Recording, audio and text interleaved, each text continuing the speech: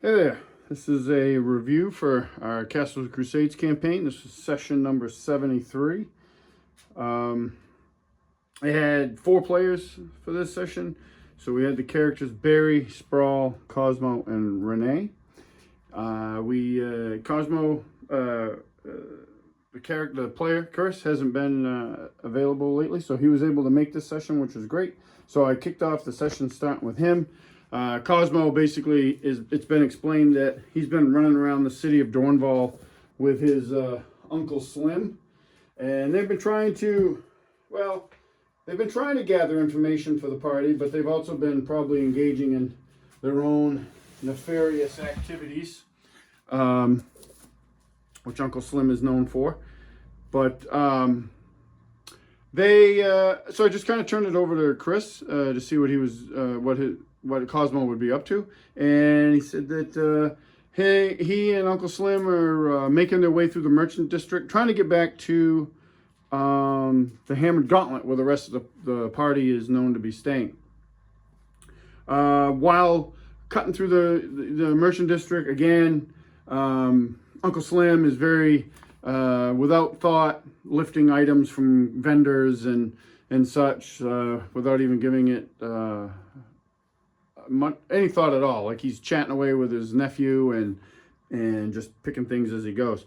They enter a small or a decent size square, and they start to hear like a commotion and see people running and then screaming, and then bursting out of one of the shop, this bay window, just shattering glass and wood everywhere, is a massive spider, and it's followed by 3 more, and there's this they just start having at everybody attacking everyone in the square. So I turn it back over to Chris, and what does Cosmo do? And Cosmo basically just beats feet out of there, and Uncle Slim joins him. So they take off, which was funny, and they head back to the Hammered Gauntlet. We cut back to the rest of the party. We pick up where we left off. They're in the Temple District. They have just repelled an attack led by this mysterious Drider. The characters don't exactly know what Driders are. All the players do, but they don't know. They never saw a Drider when they were in the Underdark. They did see Drow though, so there is some resemblance there with its upper half, its upper torso there. So they're able to kind of piece together that it might be Drow related. While this is going on, they hear whistling, and it's the Watch coming. And Captain Fendry comes into the square where the PCs fought, and he's got about a dozen watchmen with him, and he's just trying to restore order. He sees the party and approaches them. Sprawl, as described by Matt, who plays Sprawl, is kind of at a loss for what to do. There's a lot going on. There's injured citizens on the ground, some injured, some dead. Renee is obviously dead. He was killed by Barry's arcane bolt. I think that's what it was. Killed by that, and Bothild is missing, taken by one of the giant spiders. So he's kind of, he's at a loss. He doesn't know who to help first. And my son couldn't make this session, so I kind of took over playing. He and I had discussed what Lork would do, and so we had a plan in mind. And he goes up and he puts this heavy, reassuring hand on Sprawl's shoulder. He sees his friend at a loss for what to do, and he basically tells Sprawl, "Don't worry, help the others. I will find her." And without much of an argument, I think Sprawl gives him a potion to take with him, and Lork takes off, and he goes down the block because he knows that the passage that the spiders and the Drider used is blocked by webs, because in the previous session, Sprawl had explored that before coming back up to try to help people. So Lork heads down the block to find another entrance to the sewers. Barry, who is invisible, comes back into the square, and he, what does he do?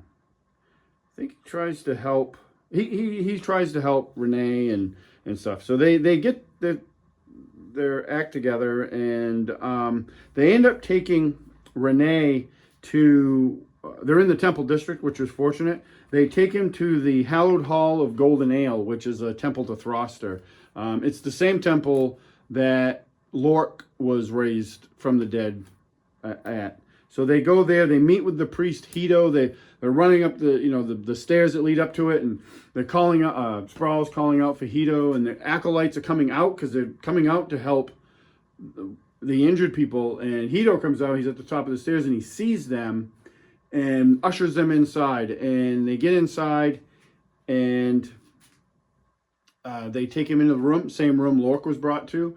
And one of the acolytes, under the direction of Hito, preps him for a ceremony.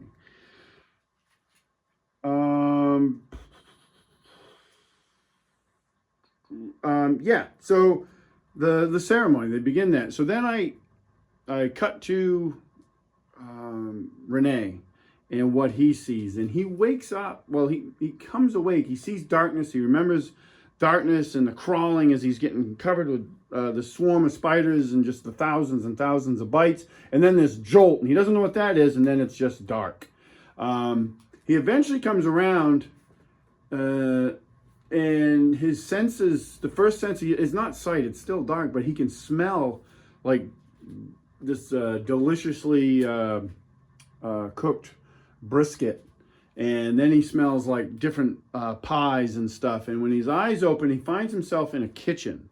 And working at this island in the center of the kitchen is this broad-shouldered dwarf. And he's over there and he's kneading dough. And he's got these big sausage-like fingers. And he's just kneading away at this dough. And he's humming a tune that Renee kind of recognizes as one that he often hums when he's cooking. He ends up talking to the dwarf. The dwarf's like, "Oh, you're awake. Come, give me a hand, boy. These pies aren't going to cook themselves and or bake themselves." And so he jumps up and begins helping him. And the dwarf introduces himself as Duzith. And if you've watched the other recaps, Duzith is the author of the recipe book and owner of the original owner of the magic spoon that Renee possesses. And so they start going, there's some dialogue between the two of them, and Duzith tells him that he sees the spoon, like he slides a bowl of ingredients over to Renee, and Renee starts mixing them, and he sees the spoon, and he recognizes it, and he's like, and he tells Renee, "I once had a set of those, like I had, all these utensils, and they were made by me as a gift from the wizards of Khazad-Gand, which is a place in my setting." And Renee is fascinated. He's into this, as is Steve, who plays him. He did a great job role-playing the scene. And Renee hears beyond the door that's in this kitchen, he hears like the sound of like celebration and revelry. And so he asks Duzith about it, and Duzith takes him and shows him. He opens the door and he sees this hall, and it looks like a very ornate hall dedicated to Throster. And Duzith tells him that his task now, Duzith's task, not Renee's, is he prepares the celebration meal for all that are entering Throster's hall, those that have passed on.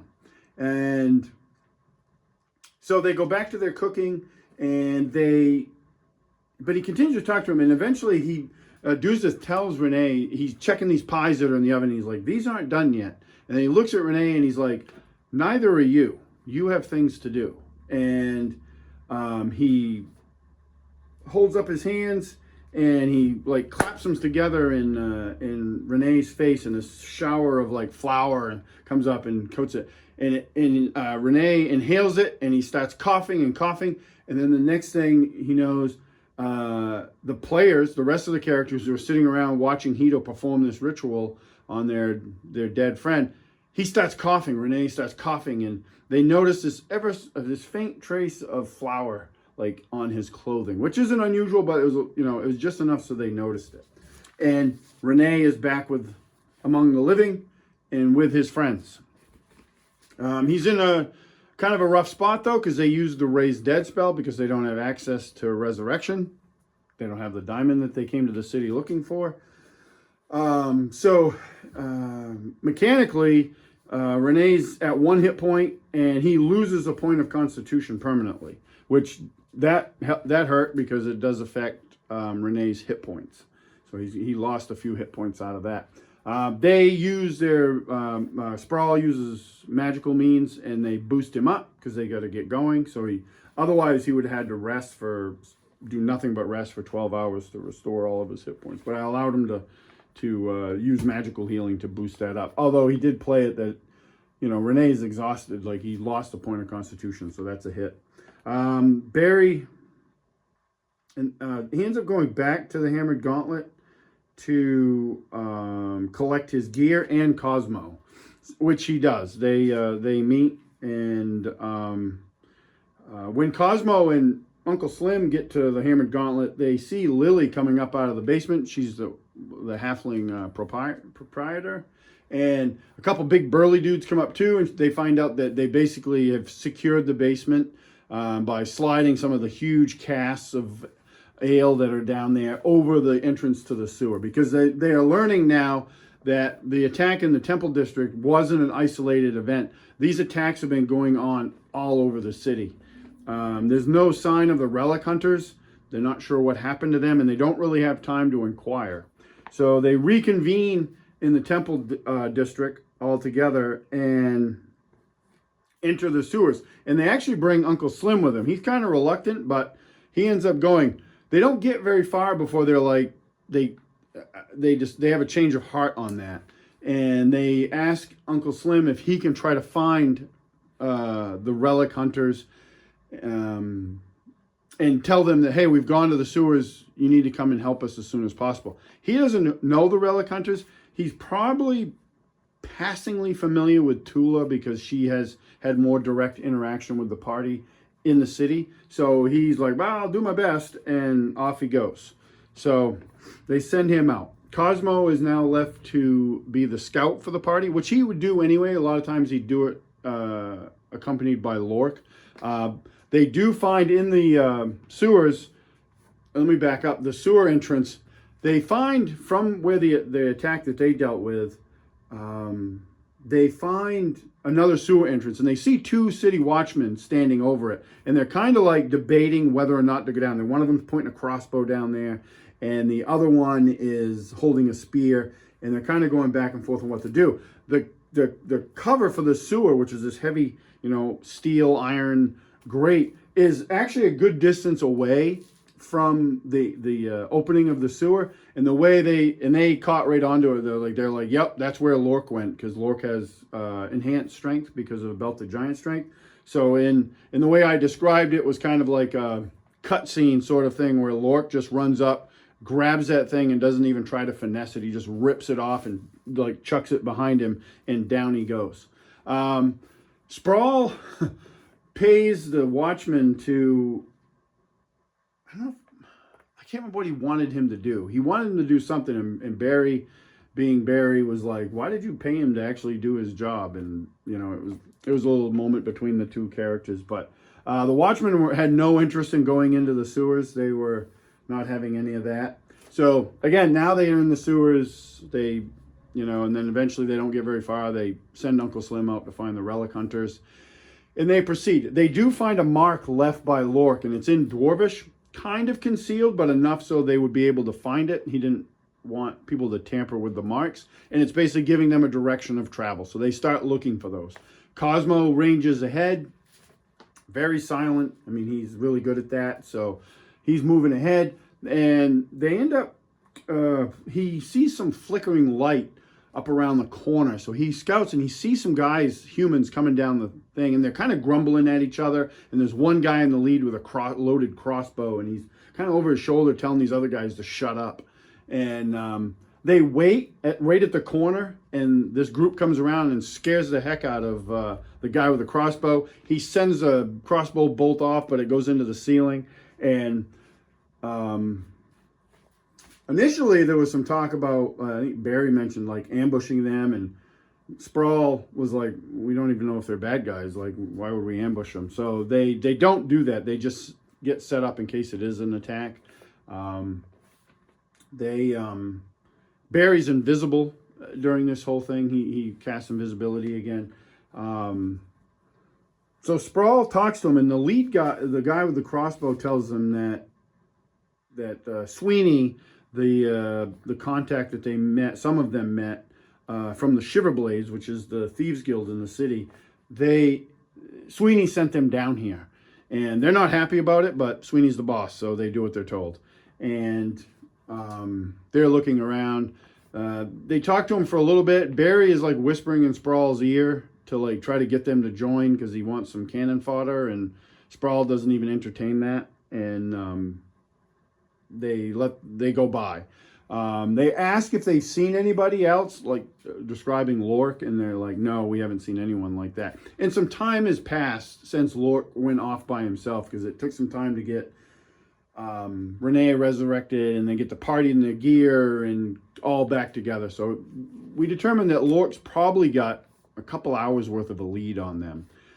So the party pushes on. They find they come to an intersection. There's a mark there from Lork. They hang a right, and they start down these tunnels further and further, and eventually it leads them into the old sewers. And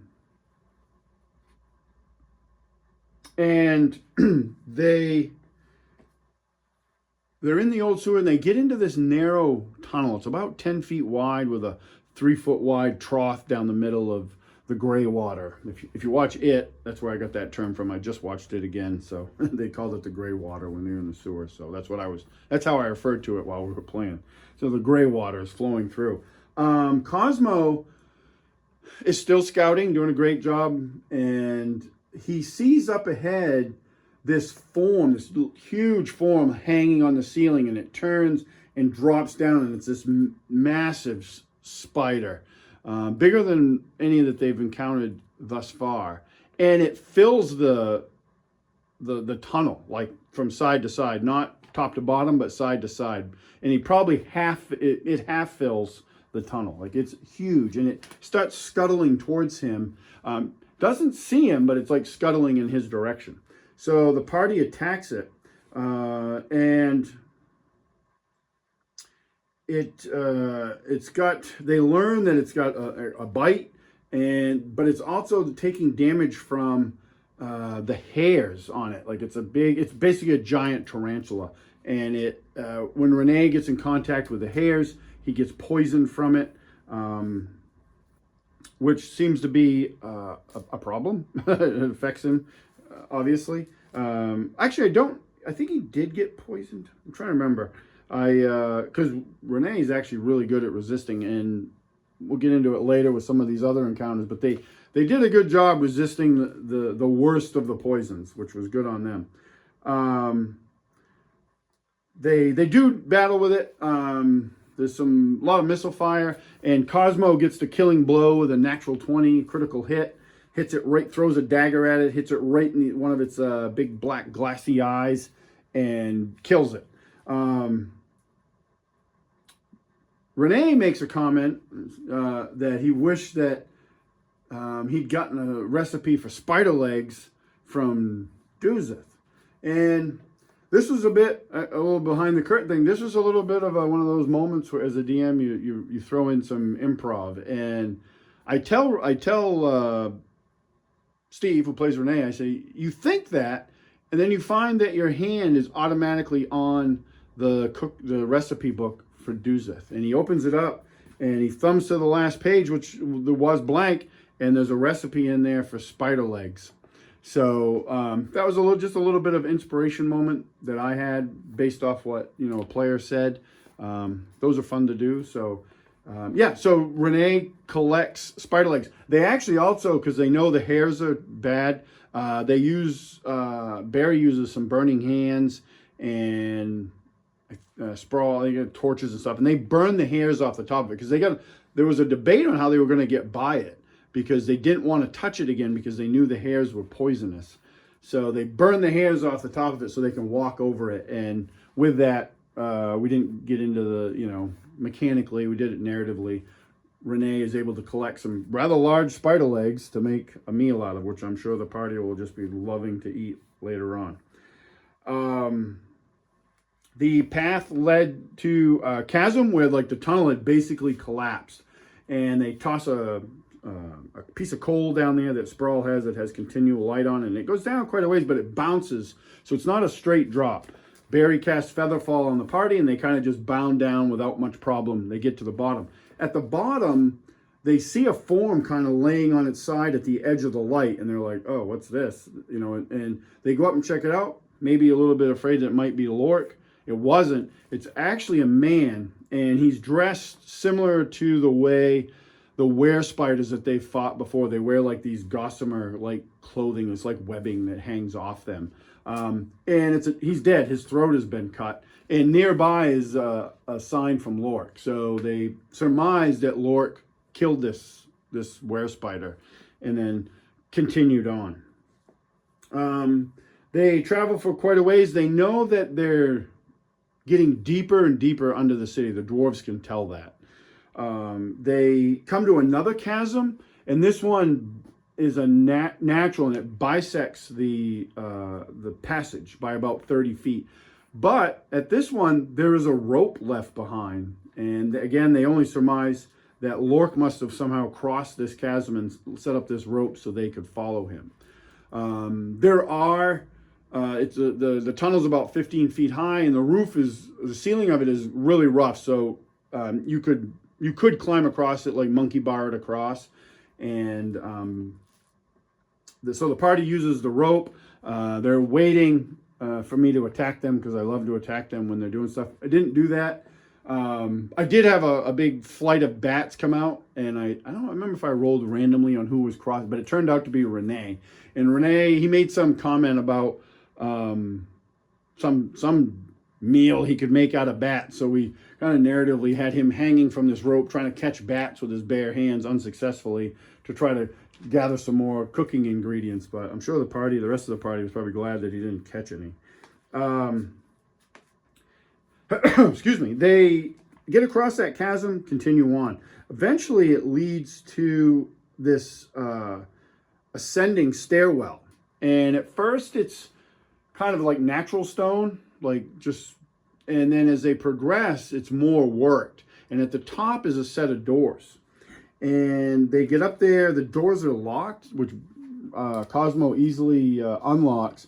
And it opens up into this chamber here that you see in front of you on the camera. They see spider webs everywhere, spider nests, and they also see this guy. And it's all open here. So they come out here, drops down. This is sewerage, and from these sides it drains in, and then it drains out here. So, and then there's this footbridge that's been in place. But what really catches their eye are these guys. And this is what they fought before too, in the tunnel. One of these big guys. These are great. I got these for like $7 a piece on Amazon. So I bought a couple of them. Saved me from painting some.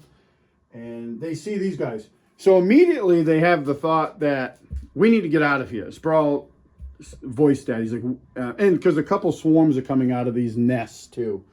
And they know the dangers of the swarms and those big giant tarantulas. Sprawl's immediate thought is we need to get out of this room. I think Renee immediately charges into combat. And that might have been the previous battle too. That was funny because when that happened, I don't remember if it might have been it probably was a previous fight. One of the things that plagues Renee, Sprawl, is that he's good at buffing people, which is great. That's what clerics are good at. But a lot of times, all the combatants take off before he can do it, so he can't get to people. The dwarves don't have, especially up-armored dwarves like himself, he's heavily armored. They don't have great movement, so he has a hard time getting those buff spells to go because everybody, Lork will do it. Lork's usually ahead of everybody. Renee, he'll just charge. Like, it's played very well by Steve, and that's just Renee's style. So it's frustrating for Sprawl because he wants to make his friends and party members tougher, but like he just doesn't get the chance. There was even a talk when they found the boots of haste of giving them to Sprawl just so he could get around the battlefield easier. But they ended up deciding to give those to Renee so he would have better movement to get into combat. So their plan is to get out of here. They do. Renee and Cosmo get hit by the swarms, and they do retreat back out of the stairwell. Barry, using the staff of Tamlin Roan, throws up a wall of fire to block off that spider, does some damage to it. And they retreat back down the stairwell to deal with the swarms, which really are proving to be very tough for the party because they don't have the best means to deal with them. And if you've ever played Pathfinder Kingmaker on Xbox or PC, you fight swarms, they are a giant pain in the butt. And so they do. And in the combat, actually, Cosmo goes down. He actually gets dropped to like -5 hit points. And Sprawl, in an effort to like try to save him, because another round they do automatic damage, it may have killed him outright. He lays on top of his friend and to transfer the swarm to him. And that works. Renee was getting chewed up because they move, but the swarm stays with them. And Renee, they dealt with Renee's swarm first. For the most part, it took the most damage, and they're able to get rid of it. And then when it transferred to Sprawl, there wasn't much of it left. It would have been enough to maybe kill Cosmo, because I was rolling really good damage. Like, a lot of times I was getting max damage on they do like 2d6 damage or something. I was getting max. So a lot of tough damage rounds for them. They do deal with the swarms. They get Cosmo back up. And now these spiders the spell goes down for Wall of Fire. And one of these spiders starts to come out the door down the stairs, and Barry throws up another Wall of Fire, and I rolled randomly to see if it advanced forward or retreated back, and it retreated back into the room. So they get more set, and then they're like, well, we got to deal with these things. So they come up, and they kind of, Sprawl and Renee are in the doorway. Everybody else is kind of down behind. And the way it played out was one of the spiders was here. One of the spiders was here right at the doorway, and that was the one that had been taking a lot of damage. This one, in the meantime, had already moved across, and it was on the ceiling above, so I was able to get like double whammy on the door. Tough battle right there, but this is where they really were getting hit with the poison from the hair, but any of the bites, which is actually a much worse poison, they were able to avoid that, which was really, they never got the bite poison, which was really good for them. That would have been bad. But they eventually destroy and kill those two giant spiders. And they come into this room, they destroy the nests and everything. And they're pretty much depleted. They do find markings from Lork that he went this way, down the way the sewer water, the gray water drains out. But they are pretty much depleted as far as like Barry. I think he's only got a few spells left. Same with Sprawl. And they're like, we need to rest. There's another door here. They didn't really check out what was beyond that yet. We were getting towards the end of the night for our session, so we decided to end there. So the next session's a few weeks from now, and I think everybody will be there. If not, we'll have to figure that out. There's some stuff that's happened that the group that was here for this session that they don't know, that Lork knows, because I haven't played. We didn't do a side session, but I kind of explained to my son what Lork has seen, and he's seen some things that the party hasn't seen yet. So that'll be interesting. So hopefully everybody can make the next session, and we can possibly get everybody reunited and take care of it. But yeah, that was session 74. 73, and 74 is coming up. Crazy to think about. And I appreciate everybody watching. I can do a video on this board. Maybe I will. It's nothing crazy, but yeah, maybe I'll talk about it a little bit. Anyway, again, appreciate everybody watching, and I'll catch you at the next one.